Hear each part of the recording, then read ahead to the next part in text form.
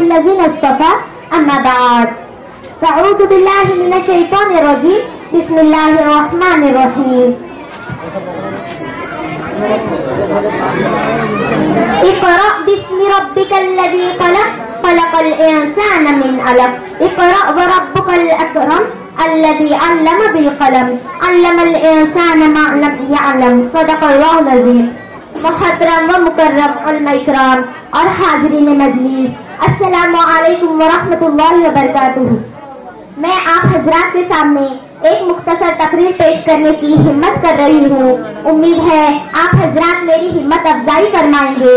میری تقریر کا عنوان ہے علم دین کی اہمیت. برادران ملت، علم دو طرح کا ہے، ایک دینوی علم، ایک اخروی علم.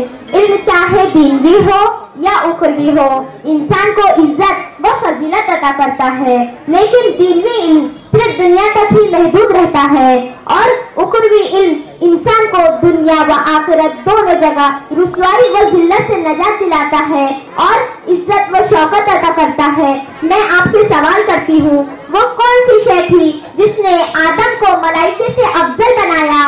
وہ کون سی شے تھی جس نے انسان کو اشرف المخلوقات بنایا؟ وہ کون سی شے تھی جس کی برکت کی وجہ سے اللہ نے انسان کو خلیفہ بنایا؟ وہ کون سی شے تھی جس کی فضیلت کی بنا پہ رب کائنات نے انسان کو اپنا نائب بنایا؟ وہ علم کی دولت ہے. جب رب کائنات نے قرآن کو نازل فرمایا تو سب سے پہلے وہ آیت نازل فرمائی جس کا تعلق علم سے ہے، یعنی اقرأ باسم ربک الذی خلق خلق الانسان من علق اقرأ وربک الاکرم الذی علم بالقلم علم الانسان ما لم یعلم.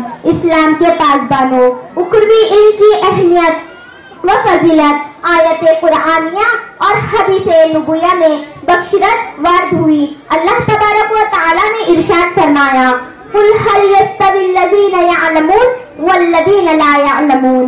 ترجمہ، اے محمد صلی اللہ علیہ وسلم آپ کہہ دیجئے کہ اہل علم اہل جہل یکساں نہیں ہو سکتے، جس طرح توحید و شرک یکساں نہیں ہو سکتے، جس طرح ہدایت و ظلمت ایک جگہ جمع نہیں ہو سکتے، جس طرح رفاقت و عداوت برابر نہیں ہو سکتے، جس طرح حق و باطل برابر نہیں ہو سکتے.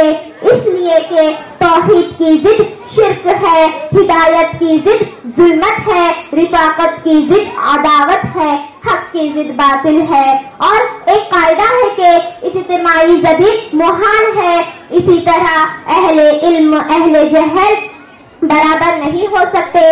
ایک حدیث شریف میں محسن انسانیت صلی اللہ علیہ وسلم نے ارشاد فرمایا، عالم کی فضیلت عابد پر ایسی ہے جیسے 14ویں چاند کی فضیلت تمام ستاروں پر. اسلام، برادران اسلام، لیکن آج کے دور کے مسلمان اپنے بچوں کو اسلامی تعلیمات سے دور رکھتے ہیں اور کمسن بچوں کو افریقی تعلیمات دیتے ہیں. یہ صرف شیطان کا فریب ہے.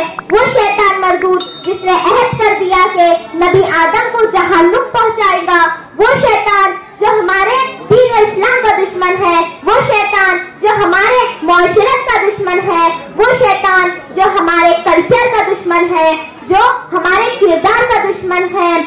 برادران اسلام، آج علم دین کی اہمیت و وقاحت کوئی نہیں پہچانتا، حالانکہ علم دین اپنی ضیابش کرنوں سے تحریف و تلبیس کے طوفان کو مٹا دیتا ہے. علم دین ہی ایک ایسی ضیا ہے جس سے رضا الہی کی منزل چمکتی دکھائی دیتی ہے. آج تک جو ہو گیا سو ہو گیا، اس لیے کہ مصیبت کا بھی ایک مقصد ہے دنیا کے حوادث میں کہ ایک ٹھوکر لگے اور آدمی ہوشیار ہو جائے. اللہ تعالیٰ سے دعا ہے کہ اللہ ہم سب کو علم دین کی سمجھ اور اس کی اہمیت ہمارے قلوب میں بٹھا دے، آمین. اب اس کے بعد میں ایک شعر کہنا چاہتی ہوں. مسلمانوں نہ گھبراؤ خدا کی شان باقی ہے، مسلمانوں نہ گھبراؤ خدا کی شان باقی ہے، ابھی اسلام زندہ ہے، ابھی قرآن باقی ہے۔ وما علینا الا البلاغ۔